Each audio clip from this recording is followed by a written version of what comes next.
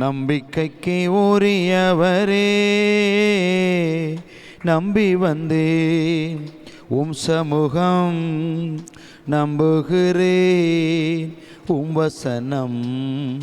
சொந்த ஆற்றலை நம்பவில்லை, தந்தை உம்மையை சார்ந்து விட்டேன். சொந்த ஆற்றலை நம்பவில்லை, தந்தை உம்மையை சார்ந்து விட்டேன். வாக்குத்தத்தம் செய்தவரே, வாழ்க்கையெல்லாம் வார்த்தைதானே. வாக்குத்தத்தம் செய்தவரே, வாழ்க்கையெல்லாம் வார்த்தைதானே. பாதைக்கு தீபம், பேதைக்கு வெளிச்சம் உந்தன் வசனமே. ஆற்றல் மிக்கது, ஜீவனுள்ளது உந்தன் அருள் வாக்கு. அல்லேலூயா. ஆண்டவர் நம்புறீங்களா? ஆண்டவர் எத்தனை நம்புறீங்க? அல்லேலூயா. நம்ம சாகு வரைக்கும் விசுவாசம் வரும், அதை விட 2 மடங்கு அவிசுவாசமும் வரும்.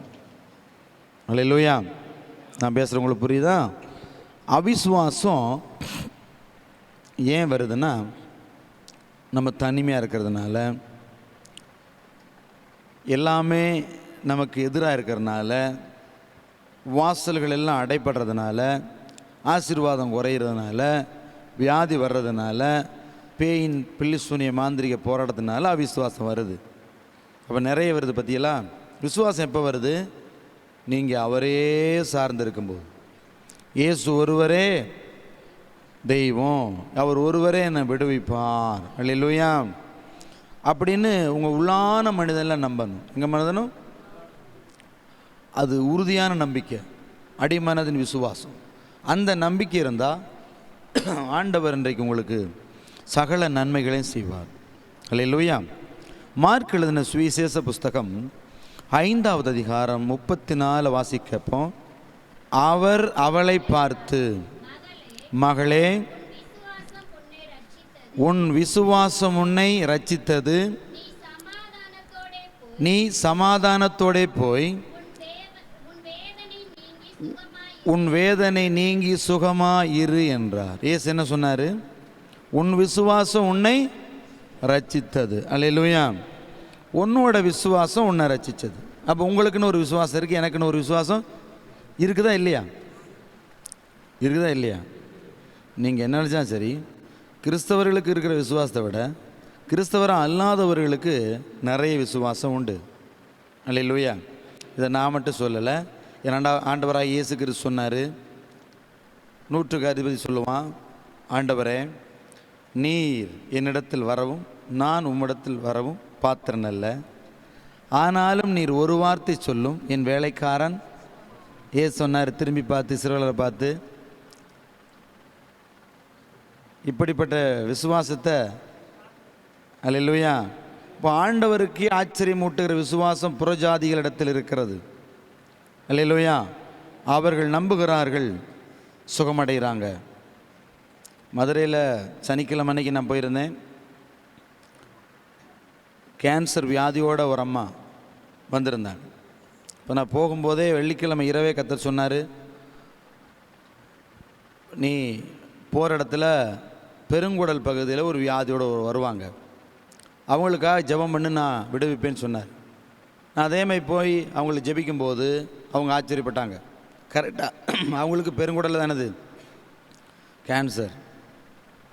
சொன்னாங்க, ஜெபிச்ச உடனே நீ தான் நிம்மதியாக தூங்குனே, இன்றைக்கி தான் வழி இல்லாமல் இருக்குது. அல்லேலூயா. வழி கிடையாது, நிம்மதியாக தூங்குனேன்னு சொன்னாங்க. காலையில் நேற்று ரொம்ப சந்தோஷப்பட்டேன். அல்லேலூயா.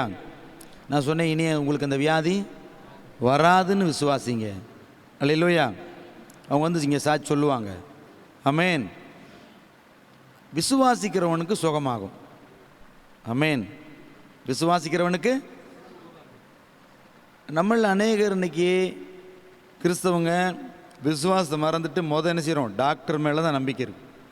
டாக்டர் கைவிட்ட பின்னாடி தான் என்ன செய்கிறது வழி இல்லைன்னு வந்து சர்ச்சில் வந்து உட்கார்றதுக்கு பேர் விசுவாசம் கிடையாது. நான் பேசுகிற புரியுதா உங்களுக்கு? டாக்டர் முடியாதுன்னு சொன்ன பின்னாடி இனிமே அவ்வளோதான் அப்படின்னு நிறைய பேர் வருவாங்க. அப்படி இல்லை, முதலே விசுவாசிக்கணும். ஆமென். முதல்ல விசுவாசிச்சிடணும். இது மரணத்துக்கு எதுவாய் இராது, இது தேவனுடைய நாம மகிமைக்கு எதுவாய் இருக்கும். அல்லேலூயா. அப்படி சொல்ல முடியுமா உங்களால்? அதான் சொல்கிறேன் பாருங்கள், சபைகளுக்குள்ள விசுவாசம் குறைவு, வெளியில் விசுவாசம் அதிகம். நாங்கள் வெளி கூட்டங்களில் போகும்போது நிறைய அற்புதங்களை காணுகிறோம். புறஜாதி மக்களிடத்தில் ஜெபிக்கும்போது நிறைய என்ன செய்கிறோம்? அற்புதங்களை பார்க்குறோம். நிறைய விடுதலை பெறுகிறாங்க ஜனங்கள். போன வாரம் ஞாயிற்றுக்கிழமை சாயந்தரம் நம்ம போர் பைப் மாற்றவர் ஒரு ஐயா, அவர் போன 2 வருஷத்துக்கு முன்னாடி எங்கள் இடத்துல சர்ச்சில் வந்து மோட்டர் மாட்டினார். அவர் மாட்டிக்கிட்டே இருந்தார். நான் சேரில் உட்காந்துருந்தேன். அப்போ நான் சொன்னேன், உங்களுக்கு அந்த கால் எவ்வளோ நாளாக வலிக்குதுன்னு. அவர் ஆச்சரியப்பட்டு போனார். ஃபாதர், அது ரொம்ப நாளாக வலிச்சுக்கிட்டே இருக்குது, எப்படி உங்களுக்கு தெரியும்னு கேட்டார். அந்த வேலையெல்லாம் போட்டு என்கிட்ட வந்துட்டார். நேராக கையை வச்சு ஜோமன்ட்டு சொன்னேன், இன்னும் உங்களுக்கு அந்த வலி வராது, நடங்க அப்படின்னு. அவர் நடந்து குனிஞ்சு உட்காந்து எந்திரிச்சு பார்த்துட்டு, ஃபாதர் இல்லை ஆச்சரியமாக இருக்குன்னு சொன்னார். இப்போ போன வாரம் அவர் 2 கையும் மேலே தூக்க முடியாமல் யாரோ சேவனை பண்ணிட்டாங்க. அப்போ நேராக அங்கே குண்டலப்பட்டி வந்திருந்தாங்க. 2 கையும் தூக்க முடியல அவரால். ஜெபிச்ச உடனே 2 கை தூக்கினார். அல்லேலூயா. அப்புறம் புறஜாதி தான் இயேசு என்ன பண்ணுறாரு? நம்புகிறார். அல்லேலூயா. அவர் எல்லாத்தையும் சொல்லிக்கிட்டு இருக்காராம், நான் கை 2 தூக்காமல் இருந்தேன், பாஸ்டர் ஜெபம் பண்ணார், உடனே கை தூக்கிருச்சுன்னு. அப்போ அந்த நம்பிக்கை உங்களுக்கு குறைவுனால தான் வியாதிகள் என்ன செய்யுது? நிறைய வருது. வியாதி எதனால் வருது? நம்பிக்கை இல்லாதனால. ஏன்னா நம்மளே மருந்து மேலே தான் நம்பிக்கை. நம்ம இயேசுவை கும்பிடுங்க சுகமானு சொல்ல மாட்டோம். அந்த மருந்து போடுங்க, இந்த மருந்து போடுங்க, இதுக்கு இந்த மருந்து போடுங்க, இந்த டாக்டரை பாருங்கள், அந்த டாக்டரை பாருங்கள், நம்மளை என்ன செய்வோம்? அறிமுகப்படுத்துவோம்.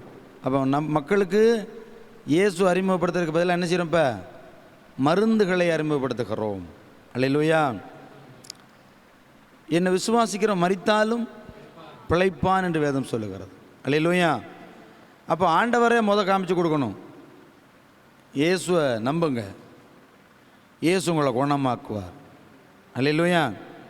இயேசுவை நம்புங்க, இயேசு உங்களை குணமாக்குவார். இயேசு உங்களுக்கு விடுதலை செய்வார். இயேசு உங்களுக்கு மகிமை செய்வார். அல்லேலூயா.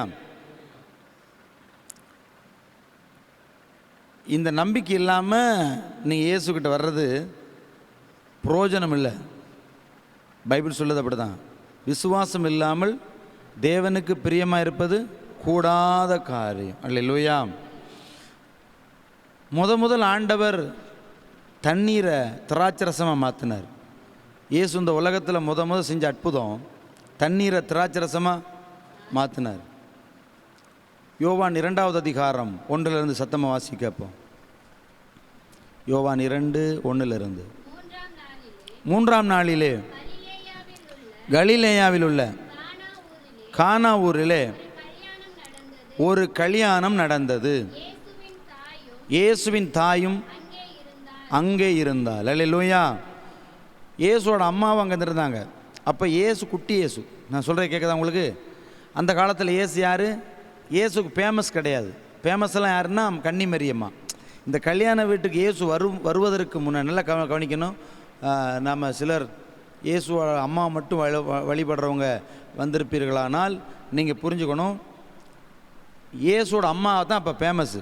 எப்போ ஃபேமஸ்ஸு? இயேசு கிறிஸ்துக்கு 30 வயசு வரைக்கும் யார் ஃபேமஸ்ஸு?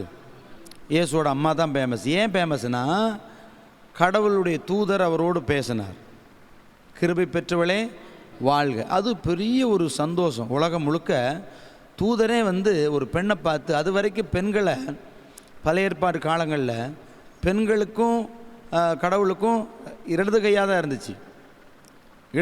இருந்துச்சு. முக்கியமான இந்த எல்லா விஷயங்களுமே பெண்கள் தள்ளப்பட்டிருந்தாங்க, விளக்கப்பட்டிருந்தாங்க. புதிய ஏற்பாட்டில் இயேசு ஒரு பெண்ணிலிருந்து பிறக்கணும் அப்படிங்கிறது ஆண்டோடைய தீர்மானம். அதனால தான் கன்னிமரியாளை பார்த்து சொன்னார் தூதர், கிருபை பெற்றவளே வாழ்க. அப்போ அந்த அம்மாவுக்கு ரொம்ப சந்தோஷம். எந்த பெண்ணும் கிடைக்காத பாக்கியம், உலகம் உருவானிலேருந்து எந்த பெண்ணும் கிடைக்காத பாக்கியம். அதனால் ஊர் மக்கள் எல்லாம், அந்த சொந்த ஊருக்காரங்க பந்தக்காரங்க எல்லாருமே இந்த அம்மாவோட கடவுளே பேசினார். கடவுளே இந்த அம்மா வயிற்றில் பிறந்தார், அல்லது கடவுள் சொல்லி பிறந்தார். அந்த இறைமகன் வளர்ந்துக்கிட்டு இருக்கார். அப்போ அம்மாவுடைய ஜெபத்துக்கு எது வேணாலும் கேட்கப்படும்னு அம்மாக்கிட்ட கேட்டுக்கிருந்தாங்க அந்த காலத்தில். அம்மா நீங்கள் ஜெபம் பண்ணிக்கங்க எங்களுக்கு. இப்போ நம்ம சொல்கிறோம் பார்த்தீங்களா, நான் கூட உங்கள்கிட்ட சொல்கிறேன் இல்லை ஜெபம் பண்ணிக்கங்கன்னு சொல்கிறேன்னா இல்லையா, நீங்கள் என்கிட்ட சொல்கிறீங்க. அப்போ ஒருவருக்கு ஒருவர் ஊக்கமாக ஜெபம் பண்ண சொன்ன மாதிரி அப்போ அந்த மக்கள்லாம் அம்மாட்ட சொல்லிக்கிட்டே இருந்தாங்க. அப்போ அந்த அம்மாவும் ஜெபம் பண்ணுவாங்க, இப்படி ஜெபம் பண்ணிக்கிட்டு இருந்தாங்க. அப்போ கல்யாண வீட்லேயும் வந்திருந்தாங்க. அங்கே திராட்சை ரசம் என்ன செஞ்சிருச்சு, முடிஞ்சு போச்சு. இப்போ அதே அந்த மக்களுடைய புத்தி எப்படி இருந்துச்சுன்னா, அம்மாக்கிட்ட தான் போய் கேட்டாங்க. அவங்கள குறை சொல்ல முடியாது. அந்த மக்களை குறை சொல்ல முடியுமா? எங்களுக்காக வேண்டிக் கொள்ளும்னு கேட்டிருப்பாங்கன்னு நினைக்கிறேன். அப்போ அவங்க அந்த தாட்டில் தான் அம்மாக்கிட்ட போய் கேட்டாங்க. வாசிங்க. இயேசுவும் அவருடைய சீசரும் அந்த கல்யாணத்துக்கு என்ன செஞ்சாங்க, அழைக்கப்பட்டிருந்தாங்க. திராட்சரசம் குறைவுபட்ட போது இயேசுவின் தாய் அவரை நோக்கி, அவர்களுக்கு திராட்சரசம் இல்லை என்றாள். அதற்கு இயேசு, ஸ்திரீயே, எனக்கு உனக்கு என்ன? அது வரைக்கும் அம்மாவுடைய வேலை இல்லையில சொல்லுங்களேன். அது வரைக்கும் ஆண்டோடைய தாயாருடைய வேலை, அம்மாவுடைய வேலை தான் இருந்துச்சு. ஆண்டோட வேலை இன்னும் தொடங்கலை. ஆமென். அப்போ இந்த ஜனங்கள் இயேசுகிட்ட கேட்டிருக்கணும் அப்படின்னு அவர் விரும்புகிறார். அல்லேலூயா. அவர் தான் ஊழியத்தை தொடங்கித்தானே சீசர்களை கூப்பிட்டு வராரு. ஊழியத்தை தொடங்கி சீசர்களை கூட்டிகிட்டு தானே வராரு. இப்போ ஸ்டார்ட் ஆயிடுச்சு ஊழியம் ஸ்டார்ட் ஆன பின்னாடி ஏன் என்கிட்ட கேட்காம உன்கிட்ட கேட்குறாங்க அப்படின்னு ஆண்டவருக்கு விளங்கிருச்சு. இன்றைக்கி நம்ம ஆளுகளுக்கு விளங்க மாட்டேங்குது. அல்லேலூயா சொல்லுங்களேன். ஆமென். இயேசுக்கு இப்போ சொன்னார், எனக்கும் உனக்கு என்ன, என் வேலை இன்னும் வரவில்லை அப்படின்னு சொல்லிட்டு அந்த இடத்துல அம்மா மனம் திரும்பினதுனால தான் ஒரு தண்ணீர் திராட்சரசம் மாறிச்சு. ஒரு வெளிச்சம். அந்த அம்மா அந்த இடத்துல மனம் திரும்பினாங்க. படிங்களேன். நம்மளை அவருடைய தாய் வேலைக்காரன் நோக்கி, அவர் உங்களுக்கு என்ன சொல்லுகிறாரோ அதன்படி செய்யுங்க. நான் சொல்கிறபடி இனிமேல் செய்யாதீங்க. அல்லேலூயா. ஏன்னா வேலைக்காரருடைய ஃபோக்கஸ் யார் மேலே இருந்துச்சு? எல்லாருடைய இந்த கல்யாண வீட்டில் பொண்ணு வீட்டுக்காரங்க மாப்பிள்ளை வீட்டுக்காரங்க வந்திருக்க விருந்தாளிகள் எல்லாருடைய ஃபோக்கஸ் யார் மேலே இருந்துச்சு? கிருபை பெற்ற தாய் மேலே இருந்துச்சு. இப்போ அந்த இடத்துல அம்மா என்ன சொல்கிறாங்கன்னா, அவர் உங்களுக்கு என்ன சொல்லுகிறாரோ அதன்படி செய்யுங்க, என் வேலை இதோட முடிஞ்சிருச்சுன்ட்டாங்க. கல்யாண வீட்டோட அம்மாவோட வேலை, இயேசுவோட வேலை தொடங்கிருச்சு. ஆமென். இயேசுவோட வேலை அங்கே தான் தொடங்கிருச்சு, அம்மாவோட வேலை முடிஞ்சிருச்சு. அதனால் இயேசுவோட தாய் ரொம்ப ஞானம் உள்ளவங்க. அவங்க அந்த இடத்துல எதிர்த்து பேசலை. இவ்வளோ பேர் மத்தியில் என்னை அசிங்கமாக நீ கேவலப்படுத்திட்டேன்னு சொல்லி அழுகலை. நம்ம ஆளுகளாக தான் நினச்சிருப்பாங்க, தனியாக கூப்பிட்டு சொல்லாமல் நீங்கள் ஏன் இப்படி ஆளுக முன்னாடி சொன்னீங்கன்னுபாங்க. நமக்கு உள்ள அறிவில் பார்த்தா எனக்கு காமெடியாக இருக்கும். அலையில் சொல்லுங்களேன். ஆனால் ஏசு அப்படி சொல்லலையே. ஏசு அந்த இடத்துல தனியாக போய் பேசியிருந்தால் 2 பேரும் சேர்ந்து மந்திரம் போடுறாங்கன்னு நினச்சிருப்பாங்க. அம்மாவா இல்லையா? நம்ம மக்களுக்கு சொல்லும்போதே ரொம்ப கவலையாக முகம் மாறுது. நல்ல விஷயம் சொல்லும்போது நம்ம மூஞ்சி என்ன செய்யாது, ஏற்றுக்காது, மனசு ஏற்றுக்காது. அதனால தான் நம்ம இப்படியே இருக்கோம். பல வருஷமாக கையை தட்டியே கை ரேகைலாம் அழிஞ்சு போய் இப்போ இந்த மிஷின் பணம் எடுக்கிற படத்துல எல்லாம் வச்சா அது வேலை செய்ய மாட்டேங்குது. கை ரேகையெல்லாம் அழிஞ்சிருச்சு. அல்லேலூயா. இருக்கிறீங்களா? இயேசுவோட தாய் அழகா புரிஞ்சுக்கிட்டாங்க. ஆமென் சொல்லுங்களேன். அல்லேலூயா. சித்தத்தை தடுப்பவர் அல்ல இயேசுவின் தாய், சித்தத்தை செயல்படுத்த வழிவகுத்தவராக இருந்தார். அல்லேலூயா. நான் பேசுகிற புரியுதா? இயேசுவோட தாய் எப்படின்னா, பிதாவின் சித்தத்தை செய்ய இயேசுக்கு வழி கொடுத்துட்டாங்க. நீ இப்போ போ உன் வேலையை செய்ப்பா, அல்லேலூயா சொல்லுங்களேன். அந்த இடத்துல ஒதுங்கிட்டாங்க. அதுக்கப்புறம் ஆண்டவரை அடித்து எருசலேமில் கொண்டு போகும்போது அப்போ தான் வந்தாங்க. ஆமென். அது வரைக்கும் இயேசுவுக்காக ஜெபிச்சுக்கிட்டே இருந்திருப்பாங்க, சும்மா இருந்திருப்பாங்க. அது வரைக்கும் என்ன செஞ்சுருப்பாங்க, அவங்களுக்கு அந்த பங்கு இருக்கிற ஊழியத்தில். இன்றைக்கி பெந்தகோஸ்தே பாஸ்டர்ஸும் பெந்தகோஸ் சபைகளும் கன்னிமரியாள் மேலே தப்பாக பேசுகிறது என்னால் ஏற்றுக்க முடியாது. அவங்கள தப்பாக பேசுகிறது, அவள்வள்னு பேசுகிறது, அதெல்லாம் என்னால் ஏற்றுக்க முடியாது. என்னன்னா தவறு. எங்கள் அம்மாவே நீங்கள் மதிக்கிறீங்களா இல்லையா? மதிக்கிறது இல்லையா? மதிக்கிறீங்களா? அப்போ இயேசுவோட அம்மாவை மதிக்கணுமா மதிக்கக்கூடாதா? அவங்கள வழிபட்டால் தான் தவறு. என்ன செய்யணும்? மதிக்கணும். அவங்க கரெக்டாக பரலாம் சேர்ந்துட்டாங்க போய். ஆமாம், அவங்க ஆண்டோட வருகையில் வருவாங்க. அல்லேலூயா, ஆமென். ஆனால் அவங்க சொல்லிக் கொடுத்ததான பாடத்தை யாரும் கேட்கல. அம்மா சொல்லிக் கொடுத்த பாடத்தை என்ன செய்யலை. அவங்க அழகாக சொன்னார். இது இந்த உபதேசத்தை கன்னிமரியாள் அம்மாவை ஃபாலோ பண்ணுறவங்க எல்லாம் கேட்கணும் காது கொடுத்து. அவர் உங்களுக்கு என்ன சொல்லுகிறாரோ அதன்படி செய்யுங்கன்னு சொன்னாங்களா சொல்லலையா? இன்றைக்கி யாராவது செய்கிறாங்களா? அம்மா சொன்னது தான் இன்ன வரைக்கும் செஞ்சுட்டு இருக்காங்க. அம்மா எதுவும் சொல்லலையே, அம்மா எதுவுமே சொல்லலையே. கிருபை பெற்ற தாயை அவங்க வழிபட்டுட்டு இருக்காங்க. ஸோ அம்மா அந்த இடத்துல சொன்னாங்க, அவர் உங்களுக்கு என்ன சொல்லுகிறாரோ அதன்படி. அதுக்கப்புறம் தான் இயேசு சொன்னபடி செய்ய ஆரம்பித்தாங்க. என்ன செஞ்சாங்க? வாசிக்க. யூதர்கள் தங்களை சுத்திகரிக்கும் முறைமையின்படியே ஒவ்வொன்றும் 2-3 குடம் கொள்ளத்தக்க 6 கச்சாடிகள். அல்லேலூயா. எத்தனை கச்சாடிகள்?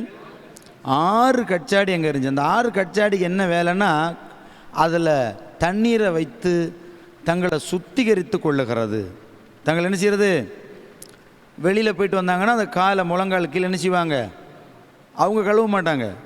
வீட்டு வாசலில் அடிமைகள் உட்காந்துருப்பாங்க. அந்த அடிமைகள் உட்காந்துருப்பாங்க. ஆணுக்கு ஆண், பெண்ணுக்கு பெண், அப்படி 2 பக்கத்துலேயும் அடிமைகள் உட்காந்துருப்பாங்க. அப்போ அவங்க வந்து என்ன செய்வாங்க? யூதர்கள் வந்து இப்போ நம்ம திருவிருந்த நேரத்தில் கால் கழுவுறோம் இல்லையா? அது அநேக திருச்சபையெல்லாம் கால் கழுவ மாட்டாங்க. நான் பல இடங்களுக்கு போவேன். பைபிளில் சொன்னப்பட்டது போல் திருவிருந்து கொடுக்குறதில்ல.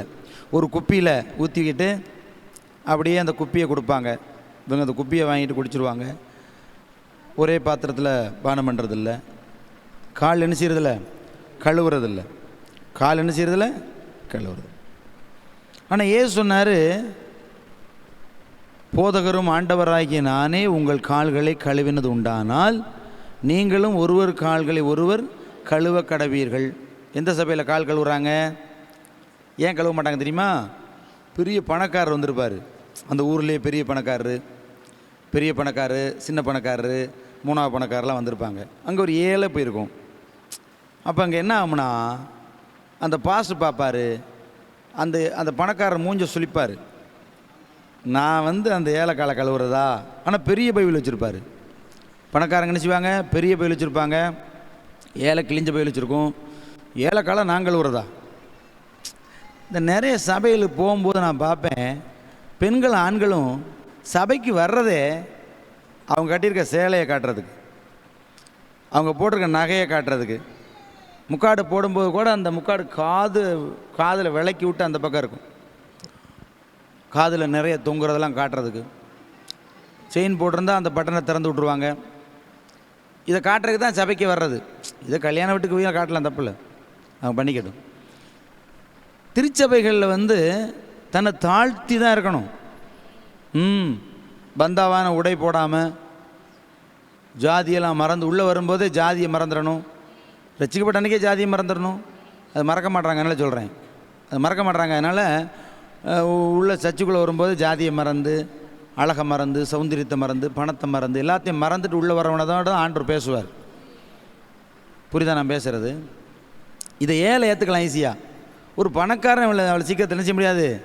அதனால தான் ஆண்டவர் சொன்னார், ஐஸ்வர்யவான் பரலோக ராஜ்யம் போகிறது ஊசியின் காதில் ஒட்டகம் போகிற மாதிரியாம் அப்படின்னு சொன்னார். ஏன்னா பணக்காரன் யார் கீழ்ப்படியணும்? பணக்காரனுக்கு கீழ்ப்படிய வேண்டியிருக்கா? நிறைய பாஸ்டர்கள் போய் பணக்காரனுக்கு கீழ்ப்படிஞ்சிட்டு இருப்பாங்க. நிறைய பாஸ்டர்மார் இருக்காங்க இல்லையா, அவங்க போய் பணக்காரன்கிட்ட போய் கீழ்ப்படிவாங்க. அவங்க சொல்கிறதான் கேட்பாங்க.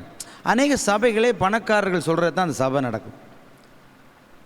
வசதியானவங்க சபைக்கு வந்து அவங்க சொல்கிற ஆர்டர் போடுறபடி தான் அந்த பாஸ்டே செய்வார். அந்த சபையெல்லாம் கடவுளுக்கும் அந்த சபைக்கும் எந்த உறவும் இல்லை. பிதா சொல்கிறது தான், ஏசப்பா சொல்கிறது தான் ஒரு பாஸ்டர் கேட்கணும். அவன் பணக்காரனோ, அவன் பெரிய கோடீஸ்வரனோ, அவன் இந்த நாட்டை ஆள்றவனாக இருந்தால் எங்களுக்கு என்ன? எங்களுக்கு தான் இருக்குது. எங்களை அழைச்சது யார் தான்? கர்த்தர். நான் பேசுகிற புரியுதா உங்களுக்கு? இது ஒரு பெரிய வேலை, தேவனுடைய வேலை. இது இந்த பணக்காரனுக்கு ஆலோசனை சொல்ல, என்கிட்ட நிறைய பணக்காரன்லாம் இருந்தாங்க. அவங்க எனக்கு ஐடியா கொடுத்தாங்களா, நான் அந்த ஐடியாவுக்கெல்லாம் செயல்படுறதில்ல. அதனால் அவங்களுக்கே தெரிஞ்சுக்கிச்சு, இவன்ட்ட என்ன செய்ய முடியாது, நம்ம ஆலோசனை செயல்படாதுன்னு எஸ்கேப் ஆகிட்டாங்க.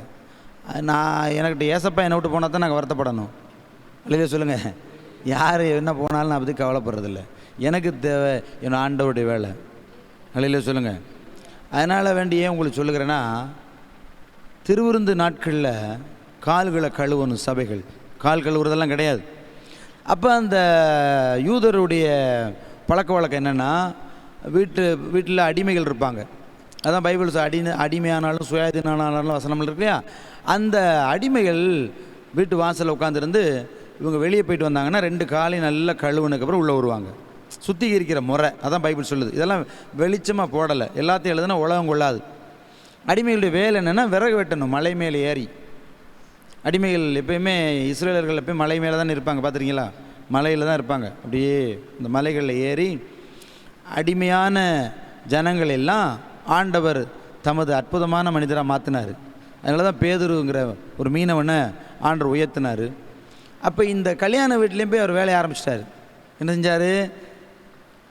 கால்களை கழுவுறத அந்த கச்சாடியில் ஊரே குடிக்க வைக்கிறேன் பாடுறா அமைச்சிருங்களேன். ஆகாதுன்னு வெளியே வச்சுருந்தீங்க, இந்த கச்சாடியில் தான் உங்களுக்கு என்ன செய்ய போகிறேன்?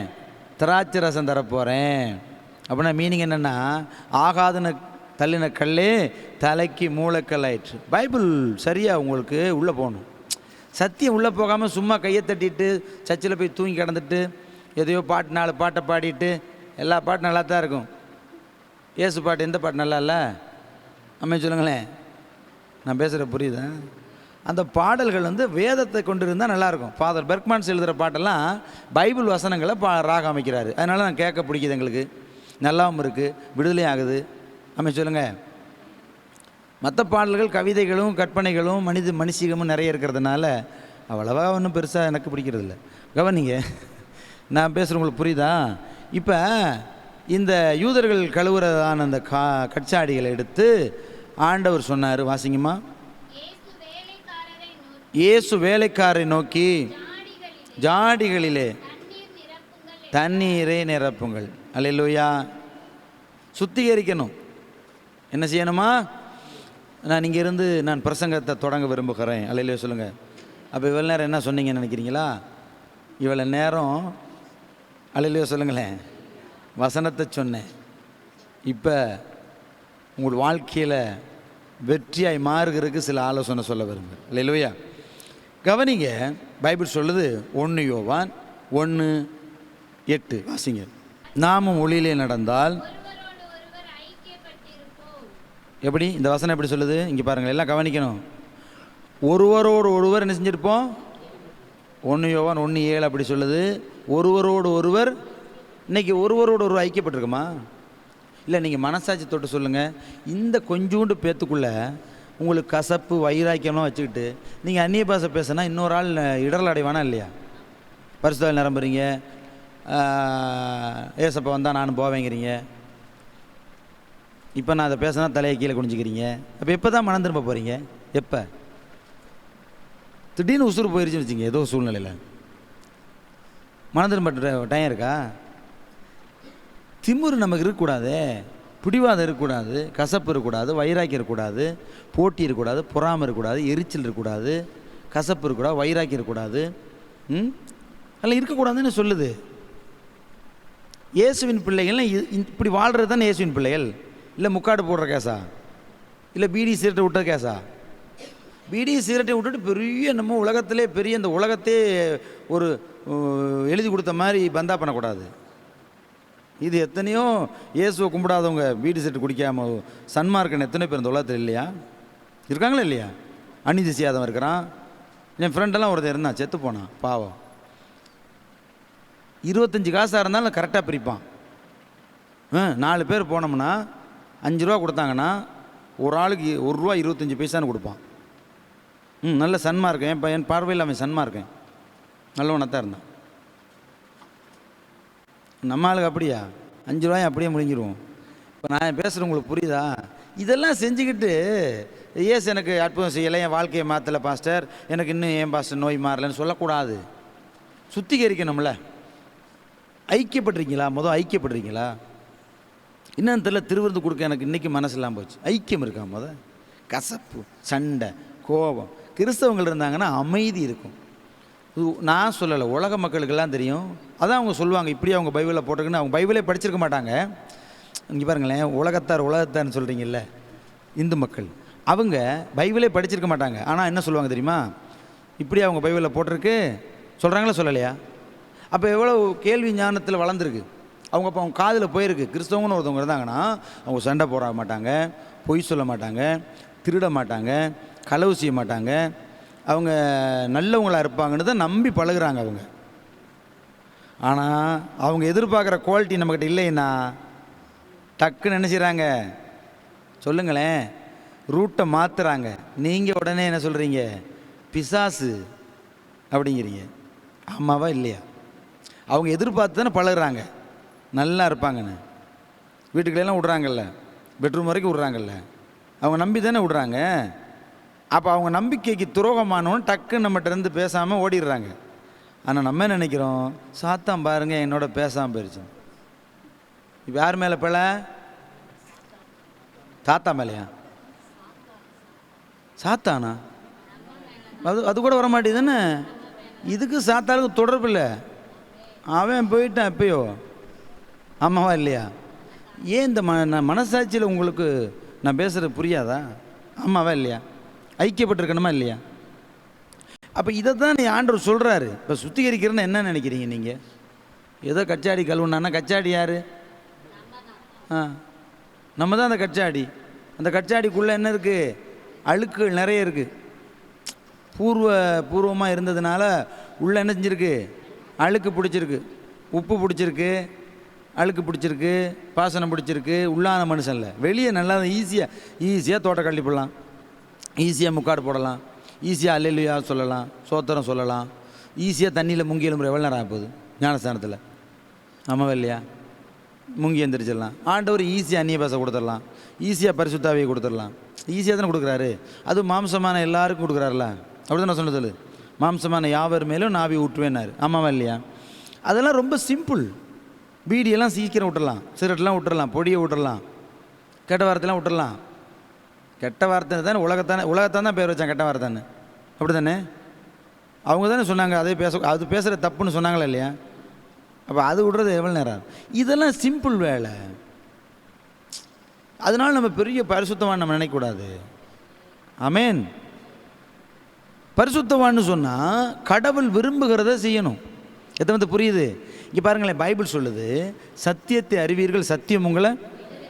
இந்த சத்தியத்தை கேட்டாலே நீங்கள் சுகமாயிருவீங்க. மனுஷன் அப்பத்தினால் மாத்திரமல்ல, தேவனிருந்து வாயிலிருந்து புறப்படும் ஒவ்வொரு வார்த்தையினாலும். அது எங்கே நீங்கள் பிழைக்க மாட்டீங்களே, பேச விட மாட்டீங்களே மெசேஜை. சில பேர் அந்த மாதிரி பண்ணுற ஆளுங்க மூஞ்சி அப்படியே தொங்க வச்சுக்கிட்டு இருந்தால் எனக்கு மெசேஜ் வராது, எனக்கு ஆமேன்னு வந்துடும், அப்புறம் அல்லேலூயா முடிச்சிருவேன்றோம். இல்லை, உங்களை என்னை ஆண்டவர் செதுக்கி கழுவு தானே விரும்புகிறாரு.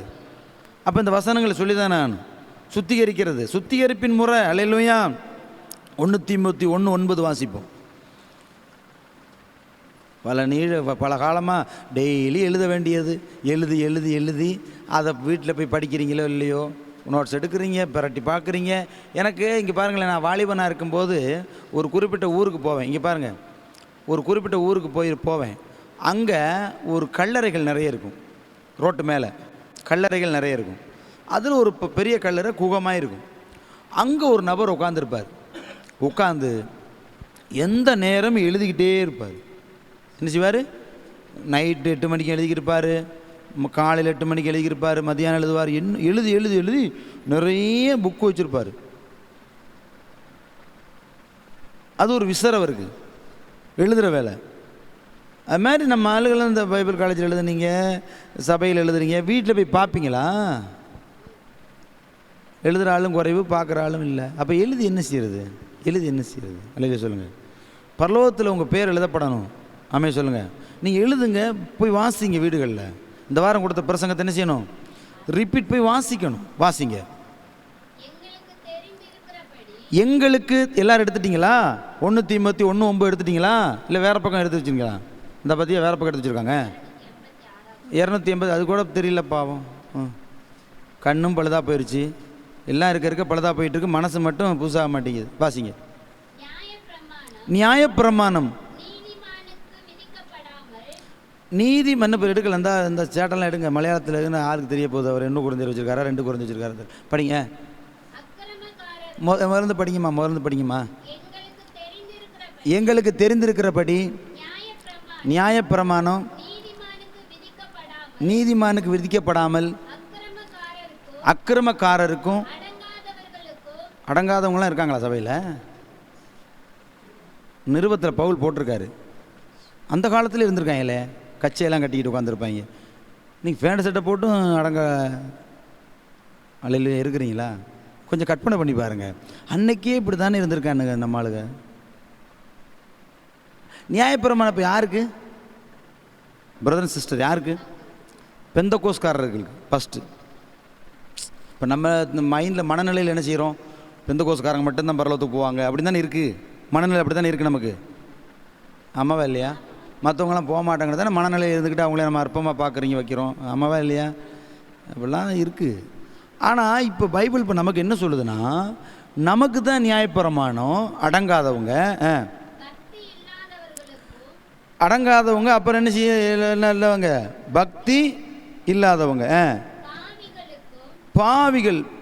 இப்போ பக்தி இல்லாதவங்களும் சபையில் தான் இருக்கிறாங்க, அப்புறம் பாவிகளும் இங்கே தான் இருக்கிறாங்க. அசுத்தருக்கும் சீர்கேடாக வாழ்கிறவங்க. சீர்கேடு எதுவும் கீழ்ப்படியதில்லை, எது சொன்னாலும் திருந்துறதில்ல. இந்த வாரம் லேட்டாக வந்தோம்னா அடுத்த வாரம் பாசு சங்கடப்படுவார், இல்லை ஆண்டவர் சங்கடப்படுவார், வரதில்லை. எப்பயும் லேட்டு தான். ஏன்னா எந்திரிக்கிறது எத்தனை மணிக்கு? 9 மணிக்கு. நைட்டு ஃபோன்லாம் நோண்டி பார்த்துட்டு நெட்டு முடிஞ்சு படுக்கிறது இப்போ 1 மணிக்கு. 2GB முடிகிறதப்ப 1 மணி வரைக்கும் ஃபோனை நோண்டிட்டு படுத்துற சீர்கேடான ஆளுங்க, ஒரு கருத்து இல்லாதவர்கள். சபைக்கு வர்றவங்களுடைய குவாலிட்டி நல்லா இருக்கணும். அவங்க நட உட அவங்களுடைய பேச்சுவார்த்தைகள் நல்லா இருக்கணும். அப்போ தான் ஜனங்கள் ஆண்டவர் ஏற்றுக்குவான். இது அப்படி கிடையாது. சீர்கேடாக வாழ்கிறது. உலகத்துலேயும் சீர்கேடாக தான் வாழ்ந்துச்சு, சபையிலையும் என்ன செய்யுது? சும்மா கையை தட்டிட்டு அந்நிய பாஷை நிரம்பி கீழே விழுந்துக்கிட்டு உங்களை ஏமாற்றி, இயேசுவை ஏமாற்றி, ஊழியக்காரனை ஏமாற்றி, விசுவாசம் ஏமாற்றி வாழக்கூடாது. அப்படி விழுங்க தப்புலாம். குவாலிட்டியாக இருக்கணும் வாழ்க்கை. உங்கள் லைஃப் எப்படி இருக்கணும்? சாட்சி மதிப்பாக இருக்கணும். சீர்கேடாக வாழக்கூடாது. சீர்கேடு உள்ளவர்களும் தாய் தகப்பன்மாரை அப்படியா படிப்பாங்க சபைக்காரங்க? பைபிளில் போட்டிருக்க படிச்சிருக்கானுங்க. தாய் தகப்பன்னு சும்மா இல்லை, அவங்களும் அடிக்கிற அளவுக்கு நடந்துக்குவாங்க. அதுவும் நீங்கள் நினைக்கிறீங்க வயசானா நம்ம நினைப்போம் வயசானா நல்ல கூறுவாரோடு இருக்கும்னு.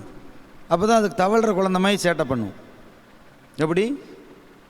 நீ வயசானவங்களுக்கு நான் நினைக்கிறது அந்த காலத்துலலாம் வயசானவங்ககிட்ட தான் புத்திமதி இருக்குன்னு.